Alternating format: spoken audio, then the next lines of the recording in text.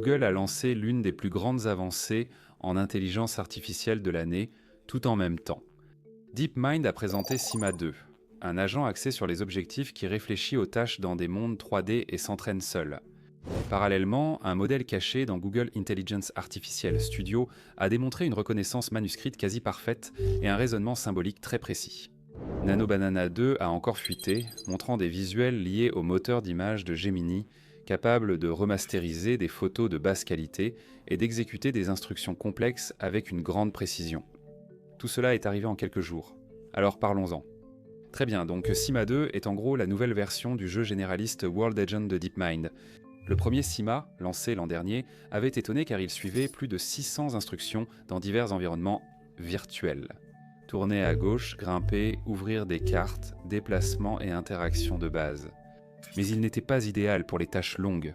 Lorsque DeepMind l'a comparé à de vrais joueurs, Sima a atteint un taux de réussite d'environ 31% sur les tâches longues et à plusieurs étapes, tandis que les joueurs réels étaient un an plus proches de 71%.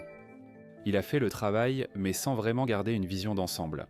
Sima 2 modifie cette dynamique. Il utilise Gemini comme moteur de raisonnement principal, et l'agent ne se limite plus à suivre des ordres. Il comprend les objectifs, planifie les étapes, justifie ses actions et contrôle son comportement. DeepMind l'a formé sur des vidéos de démonstration humaine avec des étiquettes linguistiques, puis a ajouté celles générées par Gemini pour combler les lacunes.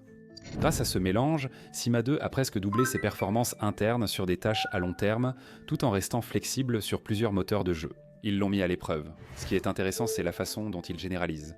Il peut jouer à des jeux sur lesquels il n'a pas été formé, comme ASKA, un jeu de survie viking, ou Mind Dojo, dans l'environnement de recherche Minecraft. Il gère les croquis, les emojis, les instructions en plusieurs étapes, et les invites multilingues. Il transfère même des idées entre différents univers. S'il comprend comment fonctionne l'extraction minière dans un environnement, il applique ce savoir à la récolte ailleurs sans avoir besoin d'explications supplémentaires. Dans No Man's Sky, l'agent a lu terrain accidenté, repéré une balise de détresse et planifié la suite comme s'il connaissait déjà le jeu. DeepMind a renforcé l'interaction en associant Sima 2 à Genie 3.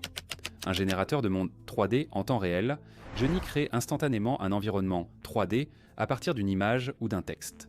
Et Sima 2 explore ces mondes générés comme des niveaux de jeu classiques. Il navigue, utilise des outils, atteint des objectifs et réagit naturellement, même lorsque les scènes sont remplies de bruits visuels. Des arbres, des bancs, des objets, des créatures, tout ce que Genie veut ajouter. Et comme tout est synthétique, l'agent ne dépend pas autant des données générées par l'homme. D'abord, il y a des démonstrations humaines.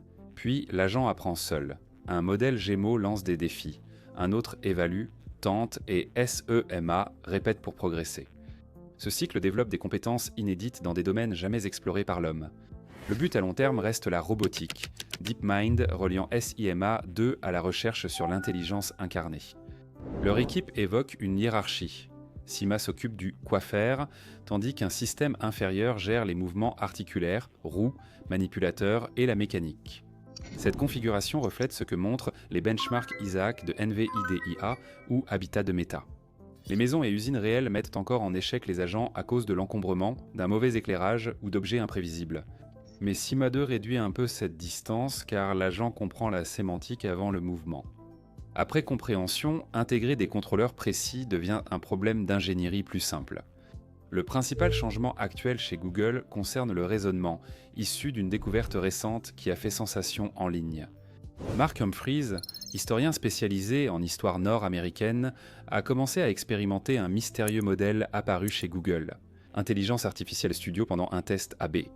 Intelligence Artificial Studio réalise parfois des tests silencieux en vous présentant deux résultats de modèles à comparer. Les utilisateurs estiment que ces tests annoncent l'évaluation de Gemini 3. Avant la sortie, Humphries a téléchargé des manuscrits du XVIIIe siècle, des lettres, des livres de contes et des journaux désordonnés. Ces documents sont remplis de grammaire ancienne, de taches d'orthographe incohérentes, de symboles vagues et de chiffres peu clairs. La plupart des modèles d'intelligence artificielle échouent ici car il ne s'agit pas juste de reconnaissance de motifs, mais aussi de contexte historique et de raisonnement. Le nouveau modèle de Google, cependant, a produit quelque chose qui se rapproche d'une interprétation de niveau expert. Dans les anciens benchmarks, Gemini 25 Pro affichait déjà environ 4% d'erreurs de caractère et 11% d'erreurs de mots sur des manuscrits complexes, ce qui était impressionnant. Ce modèle a réduit le taux d'erreur de caractère à 0,56% et celui de mots à 1,22%. Cela signifie environ une erreur tous les 200 caractères. La véritable surprise venait non de la précision, mais de sa raison. Dans le journal d'un marchand de 1758, l'achat de sucre était noté à un pain de sucre, 145 sur 40, 1191. Les chiffres n'étaient pas clairs, en particulier le 145 qui pouvait signifier 145, 1,45 ou toute autre chose.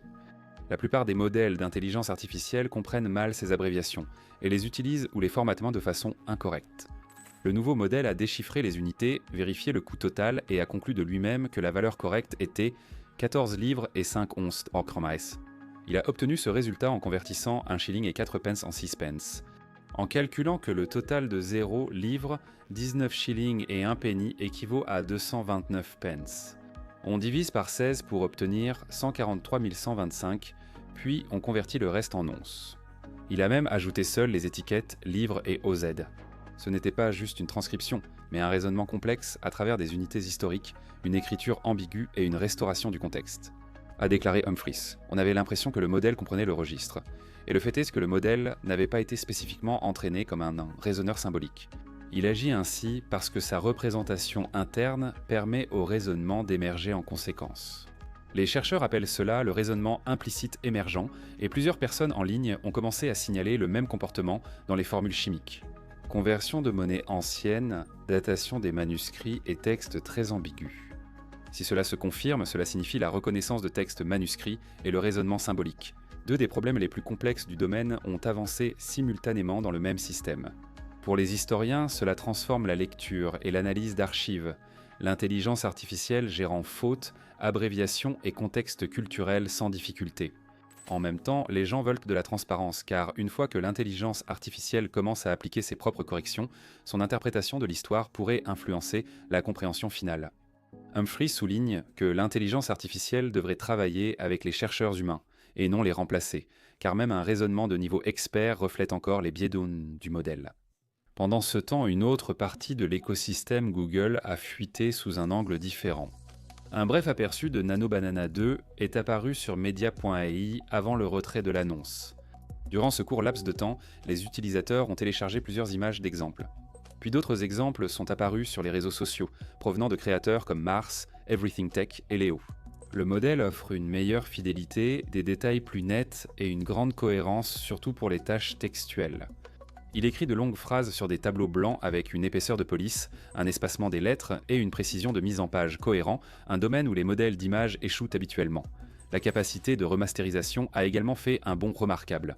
Les images floues ou basse résolution sont transformées en version XNR en version nette, aux couleurs et lignes précises. Certains exemples montrent que NanoBanana 2 se rapproche des nouveaux moteurs d'images Gemini, actuellement testés en interne chez Google. Le modèle suit plus précisément les instructions en langage naturel, gère la logique étape par étape et interprète les demandes mêlant contenu visuel et connaissances générales. Les gens ont noté sa gestion efficace des bannières, visuels pour réseaux sociaux et compositions complètes habituellement faites sur Photoshop. Ces améliorations sont essentielles, car les processus créatifs exigent rapidité et qualité. Si NanoBanana 2 offre via interface de programmation d'application les performances vues dans les fuites, les équipes médias verront leur production de contenu nettement facilitée. Google n'a pas annoncé de date, mais la fréquence des fuites, dont un accès temporaire à Media AI le suggère. Le lancement est très proche, et cela correspond au schéma habituel de Google, pour le déploiement de nouveaux outils et vagues propulsés par Gemini. Google semble désormais développer des modèles capables de comprendre le monde, pas seulement de le prédire. Donnez votre avis en commentaire, abonnez-vous, aimez si l'analyse vous a plu, et merci de votre visionnage. À bientôt dans la prochaine vidéo.